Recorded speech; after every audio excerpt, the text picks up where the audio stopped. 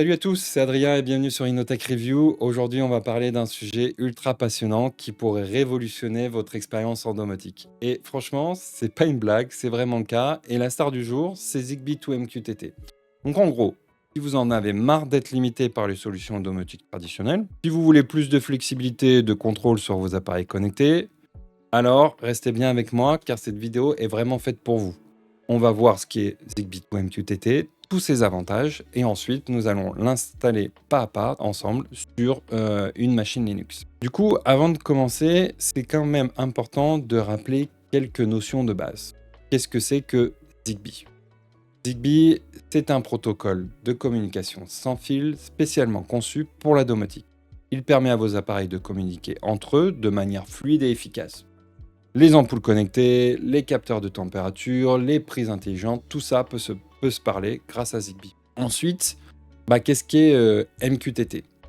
MQTT, c'est un protocole de messagerie ultra léger, idéal pour les appareils IoT. Ça a été vraiment designé pour ça. Et en gros, c'est un facteur qui distribue les messages entre vos appareils. Il y a un broker MQTT qui fait office de centre de tri. Et les appareils appelés clients peuvent publier des messages ou s'abonner pour en recevoir. Allez, maintenant, parlons de Zigbee 2MQTT. Donc, pour faire simple, Zigbee 2MQTT, c'est un pont entre vos appareils Zigbee et le protocole MQTT. En clair, ça vous permet de gérer tous vos appareils Zigbee sans avoir besoin d'une solution qui va les gérer. Donc, ça va tout gérer. Ça va gérer le mesh de vos appareils Zigbee. Ça va vous permettre de changer les configurations de vos appareils Zigbee. Ça va vous permettre de mettre à jour les firmware. Voilà, ça va vous permettre plein de choses. C'est vraiment c'est ce qui manage vos appareils Zigbee. Et du coup, Adrien, t'es bien gentil, mais pourquoi ça va révolutionner ma domotique? Donc là, je vais vous expliquer tous les avantages. Et le premier avantage, et qui est vraiment, à mon sens, pas des moindres, c'est qu'il supporte plus de 1500 appareils différents. Comparé à des solutions comme Philips Hue, qui va du coup en supporter environ 50. Ensuite, on a IKEA, qui va en supporter à peu près une centaine. Et si on parle ensuite de Home Assistant, JDOM, Home Pro, on va tourner à 300, à 400, aller peut-être jusqu'à 600 appareils. Et là, voilà, la différence, elle est énorme. Et on parle de 1500 appareils supportés. Vous pouvez quasiment tout connecter, des ampoules aux capteurs de mouvement, en passant par les prises et interrupteurs intelligents. Le deuxième avantage, qui pour moi est aussi énorme, c'est la flexibilité avec plusieurs solutions. En utilisant du coup un broker MQTT, vous pouvez connecter plusieurs solutions domotiques en même temps. Donc, par exemple, vous pouvez avoir un Home Assistant ainsi qu'un JDOM connectés au même broker. Cela vous permet de tester différentes plateformes et de passer de l'une à l'autre en fonction de vos besoins et des tendances, sans avoir à reconfigurer tous vos appareils. Du coup, vous pouvez imaginer d'avoir deux Home Assistants, un Home Assistant de production et un Home Assistant de non-production, sur lequel vous pouvez jouer, tester plein de choses, faire des erreurs, vous pouvez tout casser, sans avoir un impact sur votre production et du coup d'avoir votre femme qui râle, quoi. Et puis si un jour il y a une autre solution, vous pourrez aussi tester facilement. Et imaginons, un jour, vous souhaitez migrer. Vous avez juste à connecter votre nouvelle box au broker MQTT. Vous êtes directement connecté avec tous vos appareils, créer vos nouveaux scénarios et tester et puis switcher quand vous en avez envie. Aujourd'hui, si vous utilisez les solutions standards, quand vous voulez migrer, c'est simple. Vous retirez tous vos appareils, vous les connectez tous à votre nouvelle box qui vous prend, en fonction du nombre, vous prend 2 heures, si c'est pas plus. Vous devez refaire tous vos scénarios et si vous n'êtes pas rapide, si vous faites ça en une semaine, pendant une semaine, vous n'avez rien qui fonctionne. Et c'est sûr, là, votre femme, elle gueule. Donc voilà. Donc un autre avantage, c'est la suppression des solutions intermédiaires, du coup. Vous n'avez plus besoin de ponts propriétaires, comme le pont Philips Hue. Vous n'avez plus besoin d'un pont Xiaomi. Vous n'avez plus besoin d'un pont IKEA. Qui simplifie votre installation et réduit les coûts, tout en augmentant la compatibilité et l'interopérabilité de vos appareils. Donc moi, c'est simple. Mon pont Philips Hue, il est à la poubelle. Je n'ai plus besoin de l'utiliser. Avec Zigbee 2MQTT, je peux gérer tous les appareils Philips. Si Si vous prenez une box de domotique standard, en général, elle est incapable de gérer les produits Philips UE nativement. Vous êtes obligé d'utiliser le pont Philips et de créer une connexion entre votre box domotique et le pont Philips avec les API. Donc voilà, il n'y a que des avantages à utiliser Zigbee to MQTT. Allez, encore un autre avantage, c'est le contrôle total sur vos appareils et leur configuration. Vous pouvez personnaliser les comportements, les réglages, les mises à jour de firmware directement via Zigbee to MQTT. Cela vous offre une flexibilité que peu de solutions propriétaires peuvent rivaliser aujourd'hui. C'est clair, vous ne pourrez pas avoir un tel niveau de configuration avec d'autres solutions. Allez, on a vu tous les avantages de Zigbee to MQTT. J'espère que vous êtes quand même persuadés que c'est vraiment un gros change et qu'il faut switcher. Il faut switcher rapidement. Donc maintenant, on va voir ensemble comment installer un broker MQTT via Mosquitto et comment installer Zigbee to MQTT. Et on ne va pas les installer via Home Assistant parce que je sais qu'ils sont disponibles. Il y a beaucoup de vidéos qui montrent comment les installer via Home Assistant. Et non, nous on va l'installer en standalone parce que si un jour vous voulez plus votre Home Assistant, vous allez vous le garder pour le plaisir ou sinon il faudra migrer, mais ce qui n'est pas forcément l'idéal. Donc le mieux et ce que je vous recommande, c'est dès maintenant d'installer Zigbee to MQTT et votre broker MQTT en standalone à part sur une machine dédiée ou une machine qui vous sert à faire tourner un certain nombre de services connectés. Alors maintenant, on va installer notre broker MQTT grâce à Mosquitto. On va installer Zigbee to MQTT, mais pour ça, on a quelques prérequis. Il nous faut d'abord une machine Linux, sur laquelle moi j'ai installé une Debian. Ensuite, c'est important d'installer Docker. Moi, j'ai installé aussi Portainer. C'est du coup une image Docker qui permet ensuite de gérer tous ces conteneurs Docker et de créer des stacks, donc très utile. Et je vais faire le tuto via ça. Ensuite, ce qui est important aussi, forcément, c'est d'avoir une antenne Zigbee. Donc pour ça, j'ai une clé USB Sky Connect de Nabukasa qui est branchée à un des ports USB de ma machine Linux. Donc là, on est sur Portainer. Donc la première chose qu'on va faire, c'est qu'on va créer une nouvelle stack que je vais appeler Zigbee to MQTT full. Donc là, je vais ensuite coller mon Docker Compose avec mes deux services. Donc, dans ce Docker Compose, j'ai créé un network et j'ai forcé les IP. Donc là, on a le masque, mais ici, j'ai les IP de mes deux services. Donc, on a le premier service qui est notre broker MQTT, donc Mosquitto.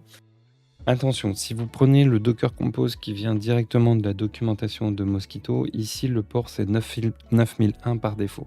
Moi, j'ai mis 9002 parce qu'en fait, j'ai un Docker agent sur cette machine qui utilise déjà le port 9001.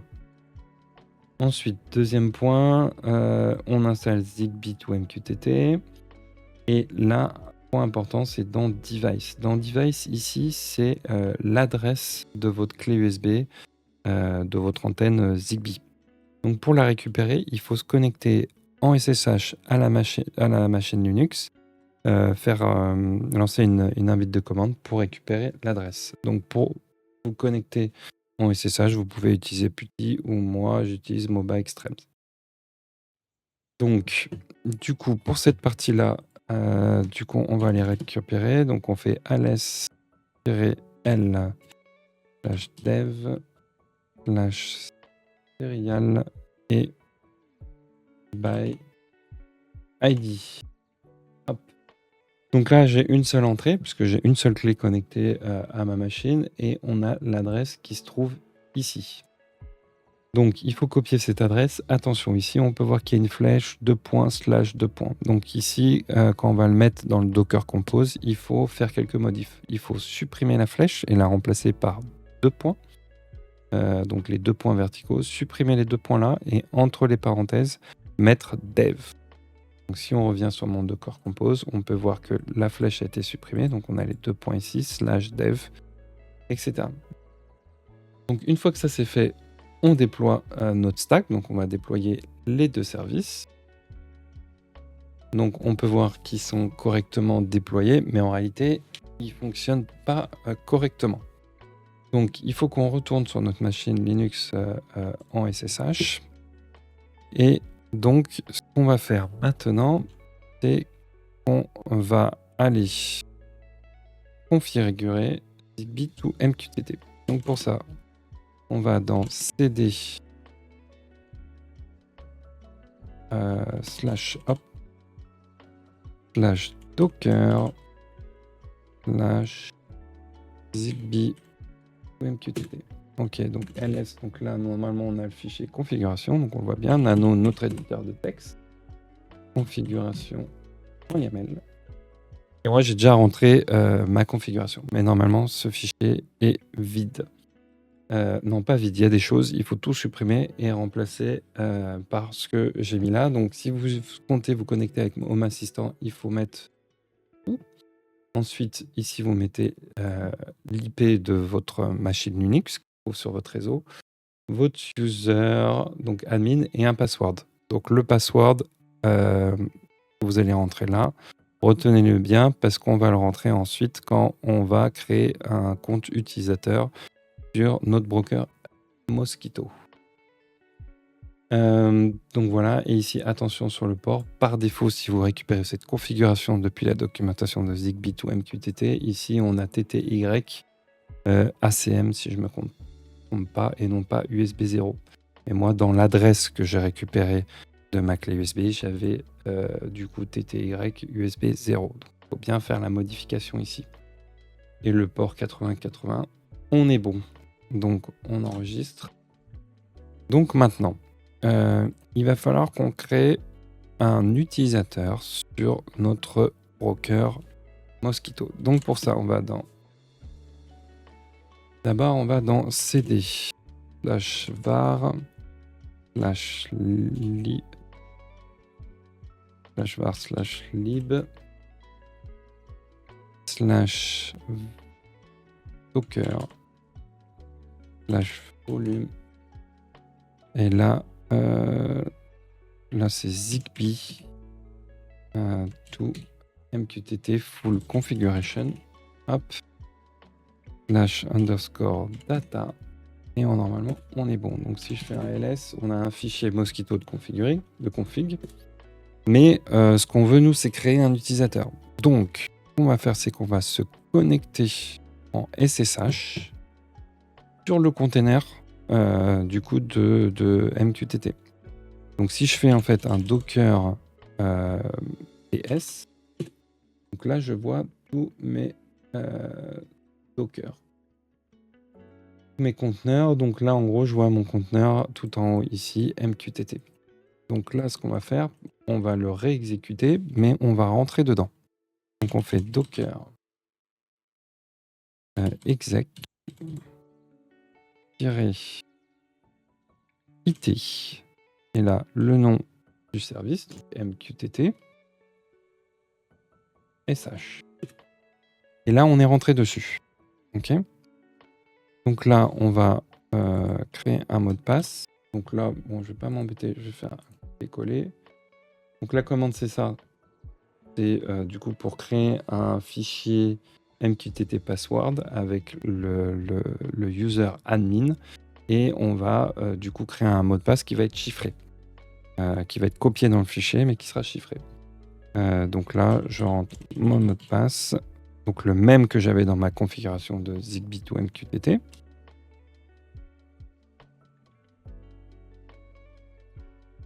Et on est bon. Donc là, on peut le... OK. Et donc là, on va dans Nano et on va aller dans la configuration. Donc configuration, on a dit c'était Mosquito. Donc là, il faut faire Mosquito. Hop. Donc là, on a plein de choses, mais tout ça, ça ne nous intéresse pas. C'est beaucoup de blabla. Là, on va aller copier-coller. Config. Hop. C'était bon. Donc le listener 1883, c'est ce qu'on a par défaut. Attention ici. Je rappelle, on a mis 9002 et non pas 9001. Et ensuite, sur tout le reste, on est bon. Attention, il y a une petite erreur ici. Bam bam. Et on enregistre. Donc ensuite, on retourne sur Portainer. on va redémarrer tout ça parce qu'on a fait quelques changements en fichier de config. Ok, on redémarre tout. Si tout se passe bien, normalement, avant j'avais des erreurs de connexion et je devrais plus avoir d'erreurs de connexion. Donc voilà, j'ai pu me connecter via Zigbee to MQTT à mon broker et on peut voir qu'il y a déjà des choses qui se passent. Donc il y a dû avoir des messages qui sont arrivés sur le topic qu'on a créé. C'était d'ailleurs un topic qui s'appelait Zigbee to MQTT. Vous pourrez regarder dans la configuration, vous verrez ça de plus près. Donc si je retourne ici au niveau de mes conteneurs, donc je peux me connecter directement et j'ai bien l'interface ici de Zigbee to MQTT. Donc là, on va voir si la magie opère parce qu'en fait, sur ces clés, j'avais déjà des appareils qui étaient connectés. Donc normalement, si je les réveille, ils devraient s'afficher. Donc je vais en réveiller un et on va voir si ça fonctionne. Et ouais. Donc en fait, c'est un capteur de détection d'eau. Donc j'ai simulé une détection d'eau et du coup, il est revenu ici. Mais normalement, vous devez ici activer l'appairage pour pouvoir ajouter vos appareils Zigbee. Donc voilà, j'ai bien. Donc il a été découvert, installé, tout ce qu'il faut. Donc j'ai ici un capteur d'eau d'IKEA. Donc c'est bien ce que je vous disais avant. On peut utiliser voilà, des appareils Zigbee IKEA sans utiliser le pont IKEA. Donc directement dans Zigbee to MQTT. Donc maintenant, on va aller sur du coup Home Assistant et puis on va connecter Home Assistant à MQTT, au broker MQTT, pour récupérer toutes les infos et surtout cet appareil que je viens de réveiller. Donc maintenant, on est sur Home Assistant, donc on va aller dans les paramètres, appareil et services.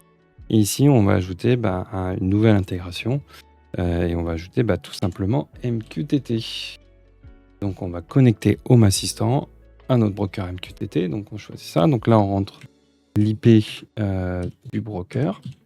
Donc 192 et je fais n'importe quoi. .168.20.3. Donc le port par défaut. Donc l'utilisateur c'est admin. Le mot de passe qu'on a rentré tout à l'heure pour le broker. Et valider. Et donc là, je me connecte directement et on peut voir que donc là, il détecte le bridge, donc MQTT, hein, Zigbee to MQTT. Donc je vais le mettre dans All House. Et là, il a bien détecté le capteur que j'avais réveillé tout à l'heure, qui est le Bearing Water Leakage Sensor d'IKEA. Et donc voilà, je peux dire qu'il est dans la salle d'eau. Terminé. Et donc si je vais là, je peux voir qu'il y a 2 appareils avec 17 entités. Donc si je vais ici, je vois que du coup, il y a un capteur d'humidité. Et donc là, pareil, je peux le déclencher. Voilà, détection d'humidité. Donc ça marche super bien et je pourrais connecter une autre box au broker MQTT et pareil, récupérer tous mes appareils connectés Zigbee. Voilà, vous savez tout maintenant de Zigbee to MQTT et vous êtes prêt à profiter pleinement de la solution pour gérer vos appareils connectés de manière flexible et indépendante. Merci d'avoir regardé. Si cette vidéo vous a plu, laissez un pouce bleu. Abonnez-vous pour ne rien manquer des prochaines vidéos. Si vous avez des questions ou des suggestions, laissez-les en commentaire, ça aide. À très bientôt sur InnoTech Review et surtout, restez curieux et continuez à innover et à la prochaine.